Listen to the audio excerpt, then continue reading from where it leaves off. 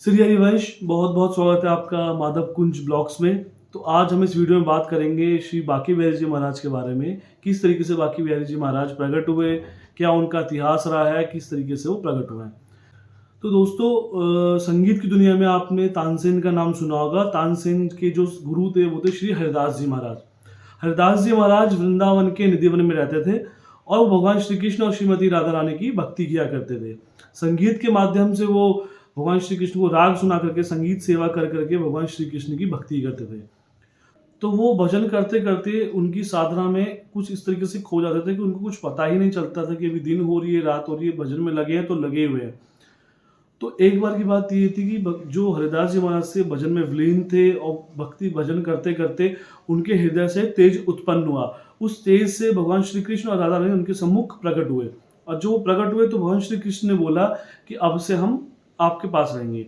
तो हरिदास जी महाराज बोले कि महाराज, मैं तो एक सन्यासी आदमी हूँ, आपको तो मैं एक लंगोट में आपकी सेवा कर लूंगा, बट श्रीमती राधा रानी है, उनकी सेवा तो मैं नहीं कर पाऊंगा।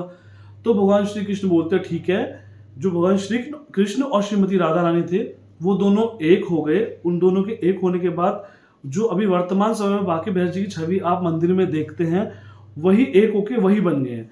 तब से जो वो बांके बिहारी जी की छवि थी वो निधिवन जी में निधिवन जी में हरदास जी महाराज के पास रही और हरदास जी महाराज ने कुछ समय तक निधिवन जी में उनकी सेवा की। जैसे जैसे समय बीतता गया वो जो छवि थी बांके बिहारी जी की, उनके लिए वो मंदिर बनाया गया जो वर्तमान समय में बांके बिहारी जी मंदिर है। वहाँ पे गए और वहाँ पे उनकी स्थापना कर दी गई और वहाँ पे अभी करंटली वहाँ पे उनकी सेवा होती है।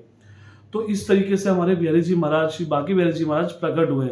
बहुत ही अद्भुत उनकी लीलाएं होती है। वृंदावन के जितने भी ठाकुर हैं, सब ठाकुरों से सबसे ज्यादा नटखट, सबसे ज्यादा लीलाएं करने वाले हमारे बांके बिहारी जी महाराज थे। तो ये तो उनका इतिहास। अब वर्तमान समय में जो बांके बिहारी जी हैं, अभी उनका जो टाइमिंग मंदिर का आई थिंक मॉर्निंग में 7, साढ़े 7, 8 बजे से उनकी आरती होती है। नॉर्मल जो दर्शन के लिए मंदिर खुलता है वो 8 बजे है, उसके बाद खुलता है। और सर्दी और गर्मी में कुछ हाफ एन आवर का कुछ डिफरेंस होता है दोनों में, जो कि वो खुला जाता है। और शाम को ऐसी 5 बजे मंदिर खुलता है और रात को 8:30, 9 बजे तक उनकी आरती होती है। अच्छा, वहाँ पे एक खासियत ये है कि जैसे नॉर्मल मंदिर जो टेम्पल्स आप देखते हैं भगवान कृष्ण के या किसी भी देवी देवताओं के, तो वहाँ पे मंगला होती है। मंगला बेसिकली बोला जाता है सुबह सुबह 4-5 बजे भगवान की आरती होती है। लेकिन जो बांके बिहारी जी मंदिर है वहाँ पे मंगला नहीं होती, क्योंकि वहाँ भगवान को बाल रूप में उनकी पूजा की जाती है। बाल रूप में उनकी पूजा की जाती है तो बालक को होते हैं ना, छोटे बच्चों को, अपने घर के बच्चों को पूरी नींद से उठाते हैं कि नहीं जी, इसको जल्दी नहीं उठाना, पूरी नींद से उठाओ। तो वैसे ही भगवान कृष्ण की जो बांके बिहारी जी की वहाँ पूरा उनको आराम दिया जाता है। सुबह वो उठाते हैं, जो भी उनकी जो गोस्वामी जी हैं वो अपने उनको सुबह मंगला नहीं करते हैं। उनको 7:30, 8 बजे के आसपास उनकी आरती होती है।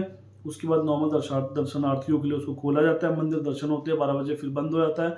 फिर मंदिर शाम को 4:30 से 5 के बीच में खुलता है। फिर 5 से शाम को 8, साढ़े 8, 9 बजे तक मंदिर चलता है। तो ये तो था मंदिर का टाइमिंग। वहाँ पे कोई लाउड स्पीकर नहीं है, कोई शंखनाद नहीं होता, कोई घंटी नहीं है, ना कोई। तो क्योंकि मन का जो भाव है, भाव तो ये है कि ये बालक है। बालक को हम होता ना कि शोर नहीं करना, बच्चा डर जाएगा। तो इस भाव से भगवान की, बिहारी जी महाराज की वहाँ सेवा की जाती है। दूसरी बहुत ही इंटरेस्टिंग कहानी ये कि जो हमारे जो बांके बिहारी जी हैं उनके दर्शन आप कंटिन्यूसली 1 से 1.5 मिनट से ज़्यादा नहीं कर सकते।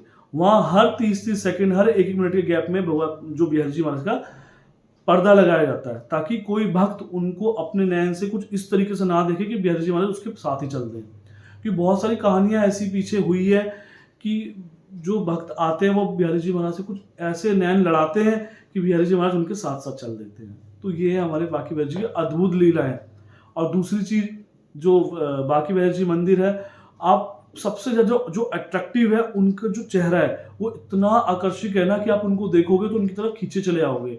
उनको देखोगे तो आपकी आंखों से आंसू बहेंगे। आपको ये नहीं पता होगा कि वो आंसू निकल क्यों रहे हैं। वहां पे कोई दुख दिख के या कोई कष्ट के आंसू आंसू नहीं होंगे, वो भाव के आंसू होंगे। आप उनको देखोगे तो आपको अंदर से रोना आएगा।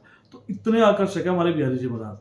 और बिहार पंचमी आने वाली है इस बार 2024 को, 5 दिसंबर को बिहार पंचमी है, जिस दिन बिहारी जी महाराज प्रकट हुए थे। जो हरिदास जी महाराज के हृदय से प्रकट होते वो बिहार पंचमी के दिन प्रकट होते। माघ शीर्ष के मंथ के शुक्ल पक्ष की पंचमी तिथि में वो प्रकट हुए थे, जो कि 5 दिसंबर को आएगा। तो अगर आप जा सको तो 5 दिसंबर को आप वृंदावन जाएं और बाकी बिहारी जी के दर्शन करें।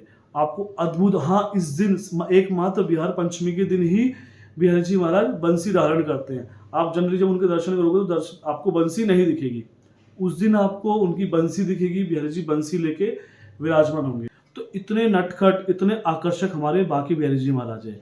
आप जब भी वृंदावन जाओ तो बिहारी जी के दर्शन जरूर करें।